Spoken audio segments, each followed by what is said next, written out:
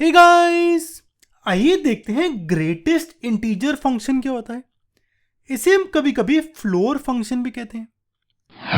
यहां पे हम इसकी डेफिनेशन देखेंगे, इनइक्वालिटी देखेंगे, यानी मैं देखूंगा greatest integer function greater than 2, less than 2, greater than equal to, less than equal to, ये क्या होता है। इसके बाद हम ग्राफ बनाएंगे, इसका प्रॉपर्टीज देखेंगे, काफी इंपॉर्टेंट है। और फिर डोमेन और रेंज के कुछ क्वेश्चंस करेंगे एंड में 4 क्वेश्चन है, बहुत ही बढ़िया। ठीक है, मैं हूं दवनीत और आइए स्टार्ट करते हैं इस वीडियो को।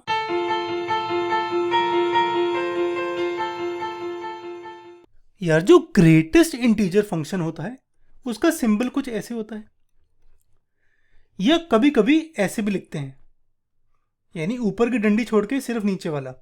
तभी इसे फ्लोर फंक्शन भी कहते हैं कभी कभी, क्योंकि नीचे फ्लोर में इसकी डंडी है, ऊपर नहीं है। ठीक है, और ग्रेटेस्ट इंटीजर फंक्शन की डेफिनेशन होती है ग्रेटेस्ट इंटीजर लेस देन और इक्वल टू x। यानी सपोज मेरा फंक्शन है 2.1, तो डेफिनेशन के हिसाब से मुझे निकालना है ग्रेटेस्ट इंटीजर जो कि 2.1 से छोटा है या 2.1 के इक्वल है। अब 2.1 इंटीजर तो नहीं है, तो यहां पे इक्वल तो नहीं हो सकता, तो 2.1 से छोटा इंटीजर चाहिए, वो होगा मेरा 2। ऐसे ही 2.9 से छोटा इंटीजर क्या होगा, 2।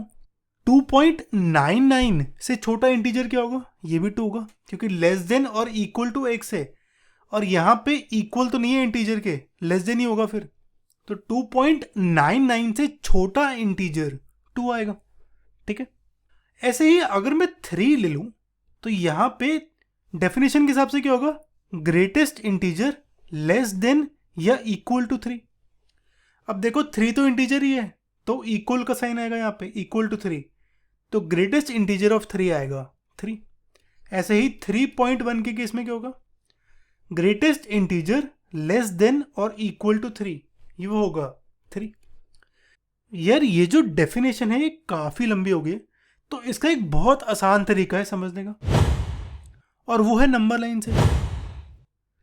तो यहां पे सबसे पहले बनाता हूं मैं नंबर लाइन, और फिर करता हूं क्वेश्चन। फॉर एग्जाम्पल, अगर 2.1 का ग्रेटेस्ट इंटीजर निकालना है, तो 2.1 को प्लॉट करता हूं ग्राफ में। अब देखो 2.1 से जो छोटा लेफ्ट साइड पे जाओ, जो इंटीजर आया वो मेरा ग्रेटेस्ट इंटीजर है। ठीक है, यानी जो मेरा पॉइंट है उसे प्लॉट कर दो नंबर लाइन में, लेफ्ट साइड में जाओ, जो पहला इंटीजर दिखे वो है मेरा ये ग्रेटेस्ट इंटीजर फंक्शन, और इसीलिए हम इसे फ्लोर भी कहते हैं। ठीक है, लेफ्ट साइड जाओगे तो फ्लोर, राइट साइड जाओगे तो सीलिंग। एक सीलिंग फंक्शन भी होता है, पर वो नहीं पढ़ेंगे हम यहाँ पे, जरूरत नहीं उसकी। तो लेफ्ट साइड जाओगे तो ये फ्लोर फंक्शन आ जाता है। ठीक है, तभी इसे फ्लोर कहते हैं। अब देखो, हमने एग्जाम्पल के लिए थे 2.9, 2.999 और 3। 2.9 मेरा यहाँ पे, इसके लेफ्ट साइड पे जाऊं तो मेरा क्या आएगा, 2 आएगा। 2.99 इसके लेफ्ट साइड में, अब ये मेरा इंटीजर तो नहीं है, इसके लेफ्ट साइड में जाऊंगा तो मेरा 2 आएगा, तो ये भी, तो इसका भी 2.99 का भी ग्रेटेस्ट इंटीजर फंक्शन आएगा 2।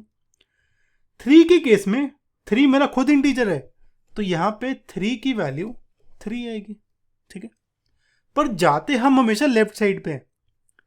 अब ये कहाँ जरूरी होता है लेफ्ट साइड पे जाना, ये जरूरी होता है जब हमारे नेगेटिव नंबर्स आ जाते हैं। फॉर एग्जाम्पल, अगर मेरा है -1.1, ठीक है, मेरा सपोज यहां पे आएगा। अब ग्रेटेस्ट इंटीजर ऑफ -1.1 क्या होगा, इसके लेफ्ट साइड में जाओ, मेरा पहला नंबर क्या आता है -2, तो इसकी वैल्यू होगी -2 के इक्वल। ठीक है, जिसका ध्यान रखना, 1.1 होता अगर 1.1, तो इसका ग्रेटेस्ट क्या होता है, इसके लेफ्ट साइड पे जाओगे तो 1, तो 1.1 का 1 आता है, लेकिन -1.1 का -2 आता है। ठीक है, ये चीज का ध्यान रखना, हमेशा लेफ्ट साइड पे जाते हैं इसमें। ओके, इसी चीज को यूज करके हम देखेंगे इनइक्वालिटीज, यानी यहां पे मैं ये सारी इनइक्वालिटीज सॉल्व करूंगा मेरी नंबर लाइन बना के। आइए करते हैं इसको। सबसे पहले हम बात करते हैं इसकी यहाँ पे मेरा ग्रेटेस्ट इंटीजर निकाल के 2 आता है, ठीक है, यानी ग्रेटेस्ट इंटीजर x की वैल्यू ग्रेटर देन 2 है। अब देखो 2 मेरा यहाँ पे है। सबसे पहले तो देखते हैं 2 कब आता है। मेरा ग्रेटेस्ट इंटीजर 2 कब आता है। सपोज यहाँ पे 2.1 हो नंबर, या 2.2 ले लेते हैं, तो 2.2 का ग्रेटेस्ट इंटीजर होता है 2। ऐसे ही मुझे पता है 2.9 का ग्रेटेस्ट इंटीजर 2 होता है। ऐसे ही 2 का भी ग्रेटेस्ट इंटीजर 2 होता है ना। पर यहाँ पे ग्रेटेस्ट इंटीजर होना चाहिए ग्रेटर देन 2, यानी 2 से बड़ा। ये कब हो सकता है, 3 के केस में। यानी अगर मेरा 3 होगा तब मेरा ग्रेटेस्ट इंटीजर होगा 3।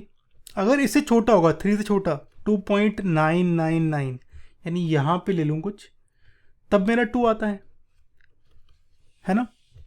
और 3 से बड़ा ले लूँ, सपोज 3.5, तो 3.5 ग्रेटेस्ट इंटीजर क्या होगा, 3। तो अब मुझे चाहिए ग्रेटेस्ट इंटीजर ग्रेटर देन 2। तो 2 से बड़ा क्या होगा, 3 होगा ग्रेटेस्ट इंटीजर। 3 या 3 से बड़ा, तो वो किस केस में होता है, जब मेरे अंदर इसकी वैल्यू या तो 3 होती है या 3 से बड़ी, है ना।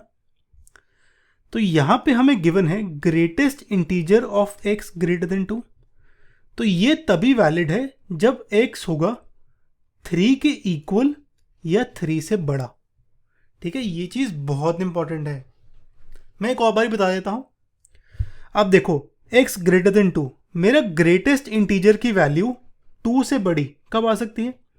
देखो अगर सपोज मैं लूँ 2.2, तो 2.2 का ग्रेटेस्ट इंटीजर ये आता है 2, लेकिन ये मेरा 2 से बड़ा है नहीं है, तो 2.2 नहीं ले सकता हूँ मैं। ऐसे ही 2.9 ले लूँ, तो 2.9 का ग्रेटेस्ट इंटीजर क्या आता है, 2। ये मेरा 2 से बड़ा है नहीं है, तो मैं 2.9 नहीं ले सकता हूँ। ऐसे ही 2.999 नहीं ले सकता हूँ, क्योंकि उसमें भी सेम 2 आएगा।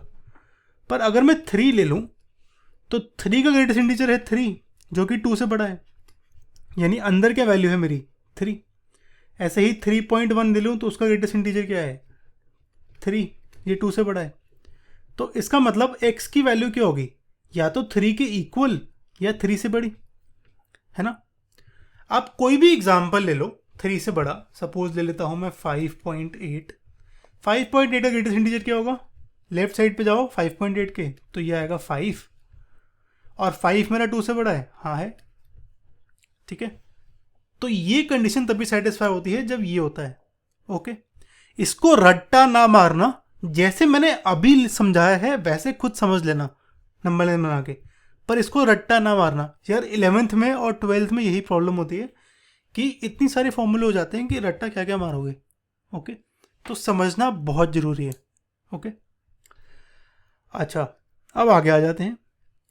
अब है मेरा ग्रेटेस्ट इंटीजर लेस देन 2, ठीक है, लेस देन 2। सपोज मैं लूँ यहाँ पे नंबर 1.9, तो 1.9 का ग्रेटेस्ट इंटीजर क्या होगा, 1 होगा ना, लेफ्ट साइड वाला नंबर 1। ऐसे ही लूँ 1.999, तो इसका ग्रेटेस्ट इंटीजर क्या होगा, ये भी 1 होगा, यानी ये वाला कुछ नंबर यहाँ इसके पास। ऐसे ही 1.1 ले लूँ, 1.5 ले लूँ, तो 1.5 का ग्रेटेस्ट इंटीजर क्या होगा, 1, है ना। और छोटा लेते जाऊँगा तो फिर तो छोटा हो ही जाएगा, क्योंकि सपोज 0.8 लूँगा तो इसका ग्रेटेस्ट इंटीजर क्या होगा, ये 0। तो ये सारे मेरे लेस देन 1 हैं, लेस देन 1, लेस देन 2 है, लेस देन 2, लेस देन 2, ये भी लेस देन 2 है, ठीक है। तो अगर मैं कोई भी नंबर ले लूँ जो कि 2 से छोटा है, अगर 2 के इक्वल हो जाएगा तो फिर क्या आ जाएगा, 2 का ग्रेटेस्ट इंटीजर यानी 2, जो कि लेस देन 2 नहीं है ना।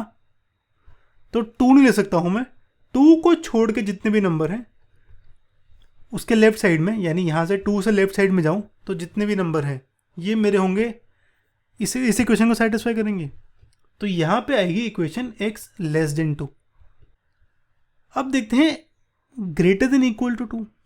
अब यहाँ पे ग्रेटर देन इक्वल टू 2 है, तो अगर सपोज मैं नंबर लूँ यहाँ पे 2 का ग्रेटेस्ट इंटीजर ये क्या होगा, 2, तो सेटिस्फाई करता है इसको, हाँ करता है, तो ये ट्रू आ गया।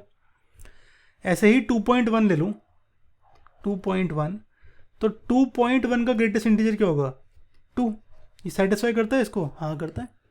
ऐसे ही 2.9 ले लूँ तो ये क्या करता है इसको सेटिस्फाई? 2.9 का ग्रेटेस्ट इंटीजर क्या होता है? 2। तो अगर ग्रेटर देन इक्वल टू है तब x भी ग्रेटर देन इक्वल टू 2 आएगा, ठीक है, क्योंकि 2 के साथ भी वैलिड है और 2 से बड़े नंबर हैं उनके साथ भी वैलिड है। तो x ग्रेटर देन 2 के लिए ये भी ये आएगा। अब बारी आती है लेस देन इक्वल टू 2 की। 2 या 2 से छोटा, ये कब हो सकता है? अच्छा, पहली बात तो 2 कब हो सकता है? 2 हो सकता है 2 पे। और कब हो सकता है? अभी हमने देखा 2.5 पे, 2.9 पे, 2.99 पे। 2.5 पे 2 होता है, 2.999 इस पे भी 2 होगा, है ना। यानी यहाँ से लेके यहाँ तक जितने भी नंबर हैं उन सब में 2 होगा। अब लेस देन इक्वल टू 2 है तो यहाँ से लेके यहाँ तक 2 होगा और फिर नीचे जाते जाऊँगा तब भी लेस देन 2 आएगा। फॉर एग्जांपल अगर मैं ले लूँ 1.8 तो 1.8 का ग्रेटेस्ट इंटीजर क्या होगा? 1, जो कि लेस देन इक्वल टू 2 है। हाँ है, ट्रू, ठीक है। लेकिन 3 नहीं ले सकता हूँ मैं, क्योंकि 3 का ग्रेटेस्ट इंटीजर क्या होगा? 3, और 3 लेस देन इक्वल टू 2 है, नहीं है, ठीक है। तो 3 से छोटे नंबर सब में ये इक्वेशन सेटिस्फाई करती है। तो यहाँ पे आएगा x लेस देन 3, ओके। तो अगेन ये जितना भी पार्ट है इसे दोबारा देख लेना, क्योंकि इसमें प्रॉब्लम आती है हमेशा। हम बाद में इसका क्वेश्चन भी करेंगे, ठीक है। अब देखते हैं काफ़ी इंपॉर्टेंट ग्राफ। यहाँ पे हम ग्राफ बनाते हैं हमारे ग्रेटेस्ट इंटीजर फंक्शन का। ग्राफ के लिए हमारे पास 2 केस आएंगे।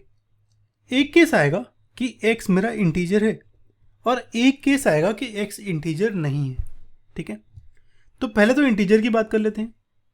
अगर मेरा 1 है, 1 का ग्रेटेस्ट इंटीजर फंक्शन होगा 1, तो x की वैल्यू 1 के लिए y की वैल्यू 1 होनी चाहिए, है ना।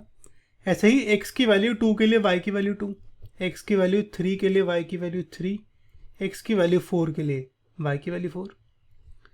सेम x की वैल्यू 0 के लिए 0, ऐसे ही -1 के लिए -1 होगी, -2 के लिए -2, -3 के लिए -3 और -4 के लिए -4, ठीक है।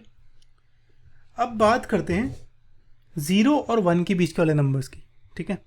सपोज 0 और 1 के बीच में मैं लेता हूँ 0.8। तो 0.8 का ग्रेटेस्ट इंटीजर फंक्शन क्या है? 0, यानी x की वैल्यू 0.8 पे y की वैल्यू 0 आएगी।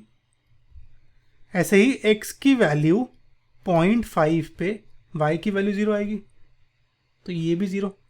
ऐसे ही जितने भी ले लूँ यहाँ पे उन सब के लिए 0 आएगा। और अगर x की वैल्यू 1 होगी तो मुझे पता है ऊपर 1 आ गया, तो यहाँ से लेके 0 से 1 पे लेके सब पे मेरा x y की वैल्यू 0 आएगी। ग्रेटेस्ट इंटीजर फंक्शन मेरा 0 है लेकिन 1 पे नहीं है, तो 1 के लिए मैं गोला बना देता हूँ। यहाँ पे एम्प्टी गोले को नॉट इंक्लूडेड कहते हैं, और अगर मैं इसे फिल कर दूँ तो इसे कहेंगे इंक्लूडेड। तो ये है इंक्लूडेड, ये है नॉट इंक्लूडेड, ठीक है। तो समझ आया क्या हुआ? x की वैल्यू 0 के लिए तो 0 है ही, 0.1 के लिए क्या होगा? 0 आएगा, यानी x की वैल्यू 0.1 के लिए y की वैल्यू क्या होगी? 0। ऐसे ही 0.999 के लिए, तो यहाँ पे x की वैल्यू क्या है जो अंदर पुट करते हैं 0.999, तो उसके लिए वैल्यू क्या आएगी? 0, तो y की वैल्यू 0। अब बड़ा ले लूँ, सपोज 1.1 ले लूँ, 1.1 x की वैल्यू 1.1 के लिए y की वैल्यू क्या आएगी? 1। ऐसे ही 1.2 के लिए भी 1, 1.3 के लिए, 1.999 के लिए भी 1 आएगी। लेकिन x की वैल्यू 2 के लिए y की वैल्यू 2 है, ये मुझे पता है, तो यहाँ पे हम एम्प्टी गोला मार देंगे। सेम यहाँ पे होगा 2.1 के लिए 2 होगा, 2.5 के लिए 2 होगा, 2.99 के लिए 2 होगा, पर 3 के लिए होगा 3, तो यहाँ पे गोला और ये एक ये, ऐसे ही यहाँ पे, और अगर ये यहाँ पे होता तो यहाँ पे, ठीक है। सेम नेगेटिव के साथ। अब देखो अगर मैं लूँ -0.5 तो मुझे पता है क्या वैल्यू आएगी? -1 आएगी, यानी x की वैल्यू -0.5 लूँ तो y की वैल्यू -1। ऐसे ही 0.6 लूँ तब भी -1, 0.3 लूँ तब भी -1, तो ये कुछ ऐसे आएगा। लेकिन x की वैल्यू 0 ले लूँ तब 0 आती है, -1 नहीं आती, तो यहाँ पे 0। तो मेरा ऐसे बनता है ये, ऐसे, ठीक है। राइट साइड पे गोला बन जाता है, यानी राइट साइड पे नॉट इंक्लूडेड, तो यहाँ पे भी नॉट इंक्लूडेड और यहाँ पे नॉट इंक्लूडेड, ठीक है। तो हमारा जो ग्राफ है वो कुछ ऐसे बनता है। एग्जाम्पल देख लेते हैं। एक्स नॉट इंटीजर है, एक्स की वैल्यू 0.1, मुझे पता है 0.1 पे 0.1 का ग्रेटेस्ट इंटीजर फंक्शन होगा 0, तो यहाँ पे हमेशा लेफ्ट साइड पे जाता है ना, तो यहाँ पे 0। ऐसे ही 1.1 का 1 माइनस ले लो तो -2 आएगा, जैसे -1.1 का -2 आएगा। ऐसे ही -0.1 का हमने देखा क्या आएगा, -1। तो ग्राफ कुछ ऐसे बनेगा हमारा, ठीक है। तो मेरा ग्राफ ये आया जहाँ पे यहाँ पे ये चीज़ है नॉट इंक्लूडेड, ठीक है। तो ऐसे मछली बन जाती है ये वाली मछली, और ये जो गोला है हमेशा राइट साइड पे आता है और राइट साइड वाला नॉट इंक्लूडेड होता है, ठीक है। वो आप देख सकते हो x की वैल्यू 4 पे, x की वैल्यू 4 यानी ये आएगा 4, तो y की वैल्यू भी 4 ही आएगी, ठीक है। तो ये यहाँ पे ऐसे लाइन बन जाएगी, पर यहाँ पे राइट साइड में हमेशा गोला आएगा, ओके। तो ग्रेटेस्ट इंटीजर फंक्शन का ग्राफ ऐसे बनता है और दिखता है ऐसे। अब यहाँ पे एक बार डिस्कस कर लेते हैं डोमेन और रेंज। डोमेन होती है x की सारी पॉसिबल वैल्यूज। यहाँ पे हमने x की सारी वैल्यूज ले ली, कुछ भी नहीं छोड़ा, तो यहाँ पे डोमेन होगा ऑल वैल्यूज ऑफ x, यानी रियल नंबर्स। और रेंज जो होता है वो होता है ऑल वैल्यूज ऑफ y, यानी मेरा y की ऑल पॉसिबल वैल्यूज। अब देखो y की वैल्यूज क्या है यहाँ पे -3 है, -2 है, -1 है, 0 है, 1 2 3 और ऊपर 4 आ जाएगी, यहाँ -4 आ जाएगी। तो मेरा y की वैल्यू है सारे इंटीजर्स, है ना, ये सारे इंटीजर्स होंगे।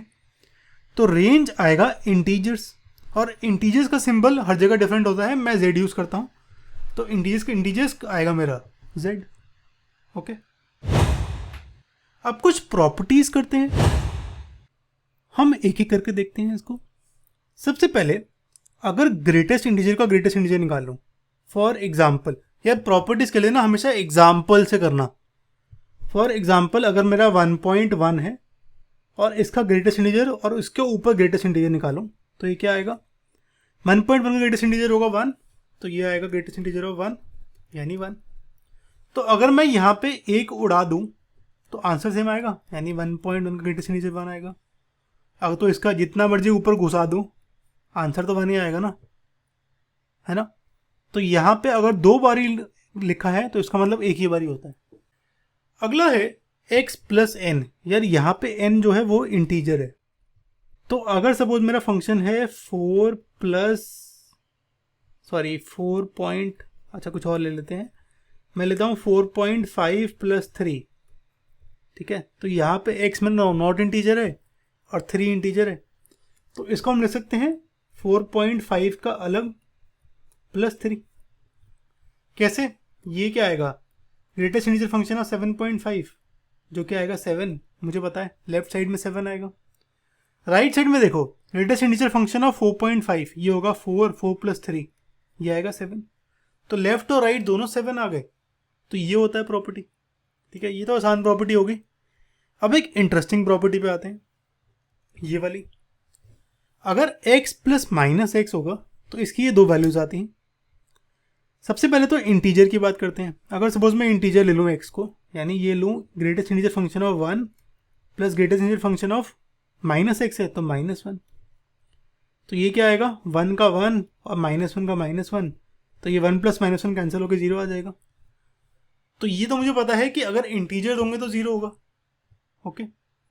अब नॉट एन इंटीजर होंगे तब क्या होगा, सपोज ले लेता हूँ 2.1 और -x है तो -2.1, है ना। 2.1 निकल के आएगा 2 और -2.1 निकल के आएगा -3, हमेशा लेफ्ट साइड पे होता है, याद है ना। तो 0 -1 -2 -3, 2.1 यहाँ पे, इसके लेफ्ट साइड में -3 आएगा, तो ये आएगा 2 + -3, यानी 2 - 3 -1। आप कोई भी एग्जांपल ले लो, कोई भी x की वैल्यू ले लो, सपोज लेते हैं 8.54 प्लस माइनस 8.54, 8.54 का ग्रेटेस्ट इंटीजर होगा 8, इसका आएगा -9, तो ये आएगा -1। ठीक है, तो अगर इंटीजर नहीं है तो -1 होगा, अगर इंटीजर है तो 0 होगा। इसका हम क्वेश्चन एंड में करेंगे और वहां पे मैं समझाऊंगा नहीं कि कैसे आया। ठीक है, तो वो ध्यान रखना है इसका। अब एक लास्ट वाला कर लेते हैं। यार यहाँ पे माइनस हो रहा है, इसका एक्चुअली कोई लॉजिक बनता नहीं था करने का, मैंने फिर भी लिख दिया। ठीक है, हम सिर्फ एग्जाम्पल से करेंगे इसको।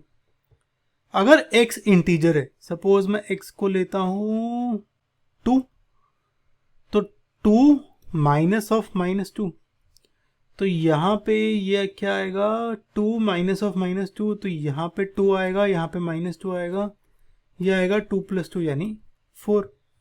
ठीक है, ऐसे ही अगर मैं -3 ले लूँ तो ये आएगा -3 माइनस ऑफ -3, यानी ये आएगा -3 माइनस ऑफ 3, -3 का -3, इसका -3, ये आएगा -6, तो ये आएगा 2 × -3, तो 2x फॉर्मूला आ गया इसका।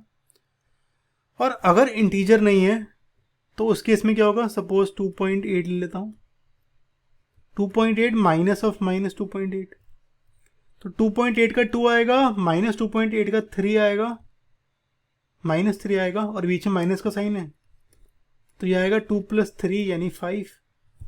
और इसका हमने फॉर्मूला लिखा है 2 ट्वाइस ऑफ x यानी ट्वाइस ऑफ 2.8 + 1, तो ये सही है, ट्वाइस ऑफ 2 + 1, 4 + 1 5। ठीक है यार, ये बस फॉर्मूला है, याद करने की कोई ज़रूरत नहीं है, बस आप ध्यान रखना कि निकलता कैसे है। ओके, अब हम करते हैं हमारे स्पेशल टीचू क्वेश्चंस। यार इसमें एक एक क्वेश्चन बहुत ध्यान से करना। ओके, ये इनइक्वालिटी सॉल्व करनी है। अब यार अंदर -x है, मैं यहां पे मान लेता हूं -x को t, तो मेरा अब इक्वेशन क्या आ गई, -2 greatest integer function of t < 3.5। ठीक है, अब मेरा ग्रेटेस्ट इंटीजर < 3.5, तो ग्रेटेस्ट इंटीजर की वैल्यू क्या हो सकती है, 3, यानी लोएस्ट वैल्यू क्या हो सकती है, 3। तो सबसे पहले तो मैं ग्राफ बनाता हूँ, 0 1 2 3 4 -1 -2 -3। ठीक है, सबसे पहले तो बात करते हैं कि अगर t है मेरा < 3.5, तो ग्रेटेस्ट इंटीजर ऑफ t है < 3.5, तो सबसे बड़ी वैल्यू क्या हो सकती है, 3, यानी ये वाली। कलर चेंज करता हूं मैं, ये वाली 3। अब 3 किस केस में आ सकता है, अब मेरा अगर सपोज नंबर हो 3.5 तब 3 आ सकता है, 3.9 हो तो इसका ग्रेटेस्ट इंटीजर भी 3 होता है, 3.999 हो तो इसका ग्रेटेस्ट इंटीजर भी 3 होता है ना। तो 4 से छोटा अगर हो तब वैलिड है, तो मैं लिख सकता हूं t < 4, इक्वल नहीं आएगा, <4 आएगा, तो ये वाली इक्वेशन तो <4 आ गई। अब देखते हैं ये वाली ग्रेटर देन -2, तो मेरा अब अगर greatest integer function of t है ग्रेटर देन -2, ग्रेटर देन -2 का मतलब क्या, वैल्यू क्या हो सकती है, -1 सबसे छोटी वैल्यू। और -1 किस केस में आ सकता है, अगर मैं -1.1 लूँ यानी ये फंक्शन लूँ तो इसका ग्रेटेस्ट इंटीजर होता है -2, तो ये तो नहीं आ सकता। इसके राइट साइड वाले सारे नंबर आ सकते हैं, हमने देखा था ये 0.8 ले लूँ तो इसका ग्रेटेस्ट इंटीजर फंक्शन क्या आएगा, सपोज -0.8 लूँ तो इसका आएगा -1। तो अगर ग्रेटर देन -2 है तो यहाँ पे t आएगा greater than -1, greater than equal to -1 आएगा, क्योंकि -1 अगर लूँ, -1 का ग्रेटेस्ट इंटीजर होगा -1, है ना, तो ग्रेटर देन इक्वल टू -1 आएगा, <4 आएगा। तो मेरी इक्वेशन बन गई अब t <4 और greater than equal to -1। Okay, तो इसको लिख देता हूँ ग्रेटर देन इक्वल टू -1 <4। अगर यहाँ तक नहीं समझ आया तो एक बार दोबारा वीडियो पूरी देखना, जहाँ पे इनइक्वालिटी समझाइए और फिर ये पार्ट करना, बिल्कुल क्लियर हो जाएगा। ओके, अब देखो, तो मेरा यहाँ पे t की वैल्यू यानी -x की वैल्यू आ गई -1 से 4 के इक्वल।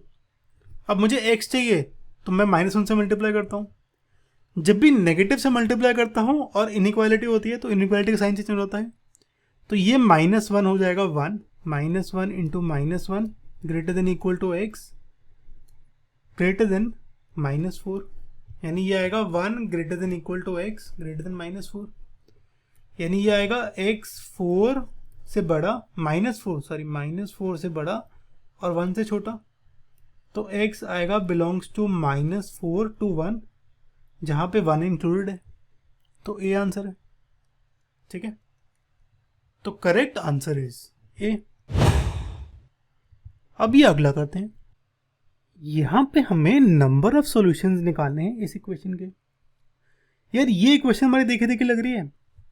हमने देखा था इसके दो केस होते हैं, एक अगर इंटीजर नहीं है और एक अगर इंटीजर है। अगर इंटीजर नहीं है तो इसकी वैल्यू होती है -1 और अगर इंटीजर है तो इसकी वैल्यू होती है 0। ठीक है, ये हमने प्रॉपर्टीज में देखा था। अभी आप पीछे जाके दोबारा चेक कर लेना इस प्रॉपर्टीज। ओके, अब अगर -1 है तो -1 पुट करता हूँ यहाँ पे। इक्वेशन ये बन गई, -1 को राइट साइड लेके जाऊँ तो इक्वेशन आएगी x² -5x + 6। इसे सॉल्व करूँ तो ये आएगा x - 2 x - 3, यानी x की वैल्यू 2 x की वैल्यू 3। अब क्या ये मेरा सही है? The answer is no. देखो x की वैल्यू आई मेरी इंटीजर्स और हमने क्वेश्चन में अज्यूम करा है कि x इंटीजर नहीं है। ठीक है, तो ये तो कॉन्ट्राडिक्टरी स्टेटमेंट है, तो यहाँ पे ये सॉल्यूशन नहीं है, तो यहाँ से कोई सॉल्यूशन नहीं आया मेरा। अब राइट साइड देखते हैं। राइट साइड में इक्वेशन मेरी ये बनती है, इसे सॉल्व करूंगा तो ये आएगा x - b + -b² -4ac/2a। आपने अभी भी बोर्ड का एग्जाम दिया है तो ये तो पता होना चाहिए। इसे सॉल्व करूंगा तो ये कुछ ऐसे आएगा। अब देखो ये क्या आएगा, 5 ± रूट के अंदर आएगा 25 - 20, यानी 5/2। तो ये मेरा फ्रैक्शंस में है, लेकिन क्या ये आंसर सही है? The answer is no again, क्योंकि मेरा यहाँ पे फ्रैक्शन में आ रहा है और यहाँ पे गिवन है कि x इंटीजर है, तो ये अगेन कॉन्ट्राडिक्टिंग है, तो यहाँ से भी सोल्यूशन नहीं एग्जिस्ट करता। तो मेरा दोनों केस से सोल्यूशन एग्जिस्ट नहीं करता, तो इस इक्वेशन के नंबर ऑफ सॉल्यूशंस हैं 0। ठीक है, ये जेई लेवल क्वेश्चन है, ध्यान रखना। ओके, अब एक ये क्वेश्चन करते हैं। यहां पे ये इक्वेशन गिवन है, इसे सॉल्व करना है। सबसे पहले तो इसे इक्वेशन को सॉल्व कर देता हूं। मैं ग्रेटेस्ट इंटीजर ऑफ x को लेता हूं t के इक्वल, तो इक्वेशन कुछ ऐसे आ गई। ठीक है, इस इक्वेशन को सॉल्व करूं तो t की वैल्यू 2, t की वैल्यू 3 आती है, यानी मेरा ग्रेटेस्ट इंटीजर x की वैल्यू 2 और ग्रेटेस्ट इंटीजर x की वैल्यू 3 आती है। ठीक है, अब ये कब कब हो सकता है ये देख लेते हैं। अब देखो, अगर मैं ग्राफ बनाऊं तो ये है 0 1 2 3 4। ठीक है, ग्रेटेस्ट इंटीजर 2 कब हो सकता है? जब या तो 2 हो, मैं कलर चेंज करता हूं, जब या तो 2 हो या 2 से बड़ा हो, 2.1 2.2 2.3 2.4 2.5, तो उस केस में तो ये वैलिड होगा जब x होगा मेरा 2 से बड़ा और 3 से छोटा। ठीक है, अब 3 कब हो सकता है? दोबारा कलर चेंज करता हूं, 3 हो सकता है x की वैल्यू 3 पे और 3 से बड़ा 3.1 3.2 3.9 3.999। तो यहां पे x बिलोंग करेगा 3 से, लेकिन 4 से छोटा होना चाहिए। ठीक है, मेरे को दोनों कंडीशन ट्रू है, x की वैल्यू 2 x की वैल्यू 3 दोनों ट्रू है। तो ये कब हो सकता है? जब ये दोनों को मर्ज कर दूं, यानी ये सारे ब्लैक वाले और ग्रीन वाले पॉइंट्स को मर्ज कर दूं तो मेरा आंसर आ जाएगा। तो इन दोनों को मर्ज करूं तो मेरी इक्वेशन क्या आएगी, x 2 और 3 के बीच में, 3 और 4 के बीच में, तो 2 और 4 के बीच में सारे, जहाँ पे 2 इंक्लूडेड है और 4 इंक्लूडेड नहीं है, तो ये आएगा x बिलोंग्स टू 2 से 4। अब देखते हैं हमारा कौन सा ऑप्शन वैलिड है। ए ऑप्शन में 4 इंक्लूड हो रहा है तो ये तो पॉसिबल ही नहीं है। बी ऑप्शन में 2 इंक्लूड नहीं हो रहा तो ये भी पॉसिबल नहीं है। सी ऑप्शन में 2 और 3 दोनों इंक्लूड हो रहे हैं, तो मेरा आंसर है 2 से 4। तो सी पता नहीं, डी का चेक करते हैं। डी में 4 इंक्लूड हो रहा है तो डी भी नहीं है, तो यहाँ पे करेक्ट आंसर है सी। इवन दो ये पूरा करेक्ट नहीं है, एक्चुअल आंसर होना चाहिए 2 से 4, पर जो x की वैल्यू वैलिड होती है यहाँ पे वो ये भी है, ठीक है। तो करेक्ट आंसर है ये 2 से 3, तो सी इज द करेक्ट आंसर। अभी की लास्ट वाला कर लेते हैं। यहाँ पे हमें डोमेन निकालना है इस फंक्शन का। डोमेन के लिए हमारा रूल होता था कि एक तो रूट का अंदर जो है हमेशा वो ग्रेटर देन 0 होना चाहिए, ग्रेटर देन इक्वल टू 0 होना चाहिए, और एक रूल ये होता है कि डिनोमिनेटर 0 नहीं होना चाहिए। तो यहाँ पे ग्रेटर देन इक्वल टू नहीं आएगा, ग्रेटर देन 0 आएगा। यानी जो मेरी अंदर की इक्वेशन है ये ग्रेटर देन 0 आएगी। अगर इसे सॉल्व करूं तो ये आएगा T square minus T minus 6, तो ये आएगा T square minus 3t plus 2t minus 6 greater than 0, तो ये आएगा t minus 3t plus 2 greater then 0। Okay, अब ये कब पॉसिबल है ये देख लेते हैं। आप ग्रेटेस्ट इंटीजर को भूल जाओ, आप मानो टी है, तो क्या करते हैं हम इस केस में, मैं नंबर लाइन बनाता हूँ। मेरे क्रिटिकल पॉइंट्स क्या होंगे जहाँ पे ये वैल्यू 0 है, तो वो है t की वैल्यू 3 पे और t की वैल्यू -2 पे। ओके, अब मेरा है आना चाहिए ग्रेटर देन 0। अगर 3 से बड़ा नंबर है तो ये भी पॉजिटिव ये भी पॉजिटिव, तो पॉजिटिव पॉजिटिव आएंगे। -2 और 3 से छोटा है, 3 के बीच में है, तो ये t -3 नेगेटिव आएगा और ये पॉजिटिव आएगा, तो इन टोटल नंबर आएगा नेगेटिव, यहाँ पे पॉजिटिव आएगा। और अगर -2 से छोटा है तो ये भी नेगेटिव ये भी नेगेटिव, तो माइनस माइनस प्लस हो जाएगा। तो मेरे दो सॉल्यूशन बनते हैं। एक सॉल्यूशन बनता है जब मेरा ग्रेटेस्ट इंटीजर होगा लेस देन -2, और एक सॉल्यूशन होगा जब ग्रेटेस्ट इंटीजर होगा ग्रेटर देन 3, यानी t लेस देन -2 और t ग्रेटर देन 3। ओके, अब लेस देन -2 किस केस में होता है वो देख लेते हैं। -1 -2 -3, -2 से छोटा ग्रेटेस्ट इंटीजर। अगर मैं सपोज -2 ले लूँ तो -2 का ग्रेटेस्ट इंटीजर होता है -2, तो ये तो सेटिस्फाई नहीं करेगा। पर अगर -2.1 ले लूँ तो इसका होता है -3, है ना। ऐसे ही -2.2 ले लूँ तो इसका -3 होता है। तो ये कंडीशन सेटिस्फाई होगी जब x लेस देन -2 होगा, ठीक है। अब ग्रेटर देन 3 देखते हैं। ग्रेटर देन 3 के लिए मैं बनाता हूँ 2 3 4। इक्वल टू 3 कब होता है, जब 3 होता है, लेकिन अगर 3.1 होगा तब भी आएगा ये 3, 3.2 होगा तब भी 3 आएगा। तो 3 से बड़ा होना चाहिए, 3 पॉइंट से बड़ा, तो 4 होना चाहिए। 4 होगा तब 4 आएगा, 4 3 से बड़ा है। ऐसे ही 4.1 होगा तब ये 4 आएगा, 3 से बड़ा है, तो ये आएगा 4 या 4 से बड़ा। तो इसका आएगा x greater than equal to 4, इसका आएगा x लेस देन -2, ठीक है। तो x लेस देन -2 की इक्वेशन ये आती है -∞ से -2, और ग्रेटर देन इक्वल टू 4 क्या आती है, ये 4 to ∞। तो आंसर है दिस यूनियन दिस, यानी डोमेन मेरा ये आ गया, ठीक है। अगर ये चीज़ समझ नहीं आई है इनइक्वालिटी, तो अगेन मेरी इनइक्वालिटी वाला पार्ट दोबारा देख लो पीछे जाके, ठीक है। ओके, यहाँ पे ये वीडियो खत्म होती है। ये काफ़ी इंपॉर्टेंट वीडियो है आपकी जेईई एग्जाम्स क्लास 12th और क्लास 11th के लिए, ठीक है। इसके बाद हम एक बहुत छोटी सी वीडियो करेंगे सिग्नम फंक्शन की। और अगर आपको और डोमेन और रेंज के क्वेश्चंस चाहिए तो यहाँ पे चैप्टर 2 क्लास 11 के क्वेश्चंस बने हुए हैं, वो चेक करना। आप जितना इस वीडियो को शेयर करोगे उतना हमें सपोर्ट मिलेगा, तो इस वीडियो को ज़रूर शेयर करना। और कुछ पूछना तो पूछ लेना कमेंट्स में। चलो, सी यू गाइस।